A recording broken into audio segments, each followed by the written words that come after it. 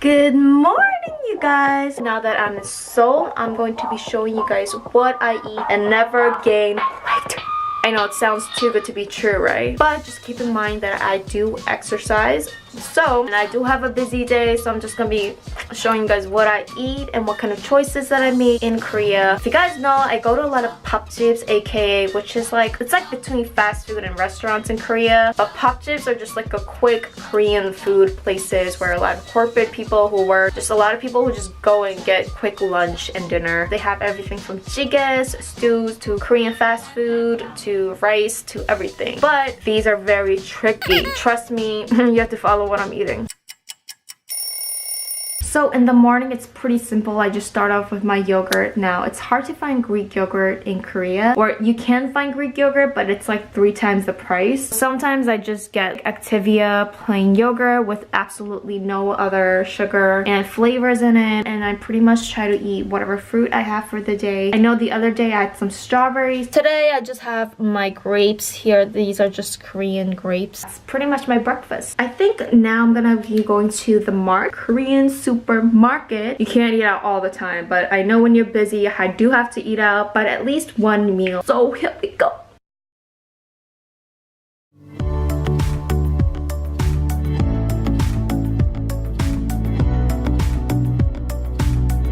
Alright, so I cheated and I got this home run ball cream cheese. I could not resist myself. These are just like regular Korean grape. Got this tiny mushroom. It's like a Korean mushroom. You can't find this anywhere else. Of course, I got some tofu. Tofu is pretty good because it has protein. You can put it into pretty much any recipe. This is the Korean spinach. It's really hard to find like salad spinach in Korea. So these come with like literally the dirt, so you have to wash it pretty well. Zucchini.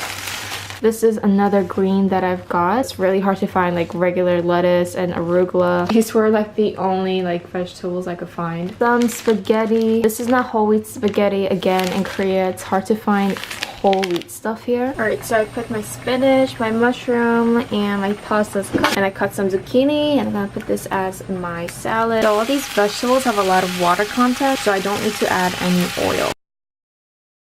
Okay, seriously, don't worry you guys, I'm only eating half of it, and I'm going to be drizzling this chamgye dressing, sesame seed dressing. Alright, for a taste test, I'm going to be trying the spaghetti. Spaghetti with the chopstick.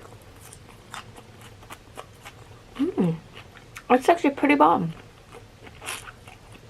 Ooh, okay, Korean spinach tastes a little bit more heartier. These mushrooms are pretty good too. Now, I know you guys are wondering, why am I making like pasta in Korea? And I feel like I could just use a lot of more vegetables when I make pasta instead of making something with rice. I can definitely do something with rice, but I feel like I need jjigae or something like salty with rice. So I do try to stick with something pretty simple. Hearty grapes.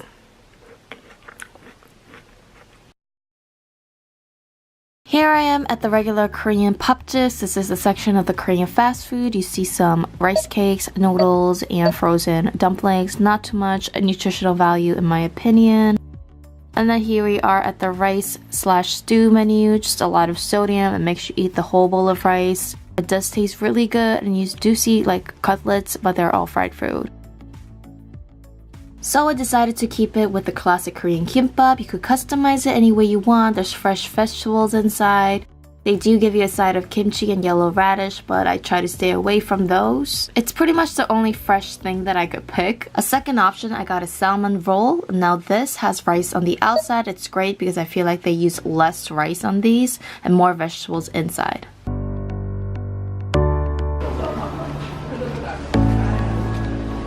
So this is a typical Korean cafe menu. There is shakes, smoothies. I try to stay away from those. Even fresh juices, they put a lot of syrup. If I'm not in the mood for coffee, I do get iced green tea. That's another great choice. My ultimate choice is an iced latte with no syrup. One downside is that in Korea, they don't really have other milk options. I do prefer non-fat milk.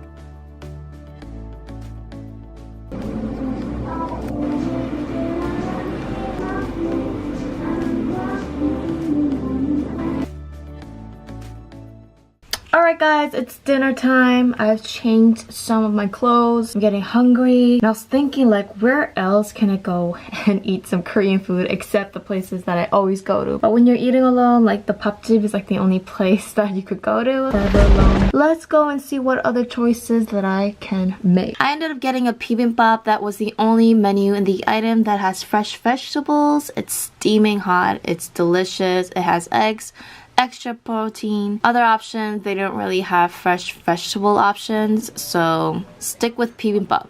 Watch out the sauce though.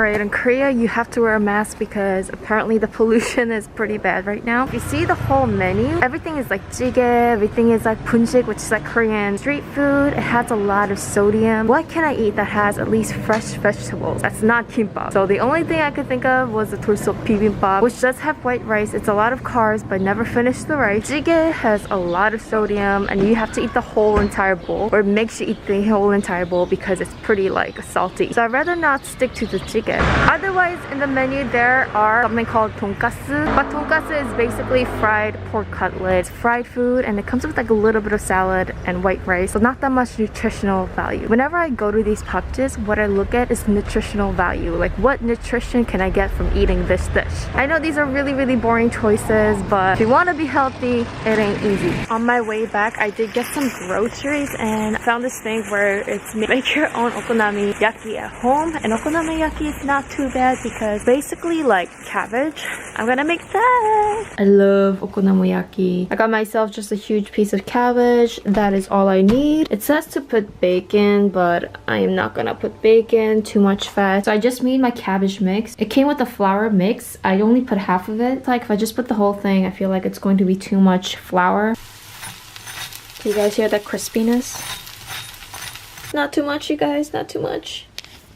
Oh, I dumped it all at once. Whoops. Alright, you guys, it's time for a major taste test. Cabbage fact. Cabbage has vitamin E, keeps the skin, eyes, and hair healthy. So just grabbing this piece. Oh my god, this is the best okonomiyaki that I've ever made before. So crispy on the outside. I don't know how I did it, but it's so crispy. And I didn't put that much oil, you guys.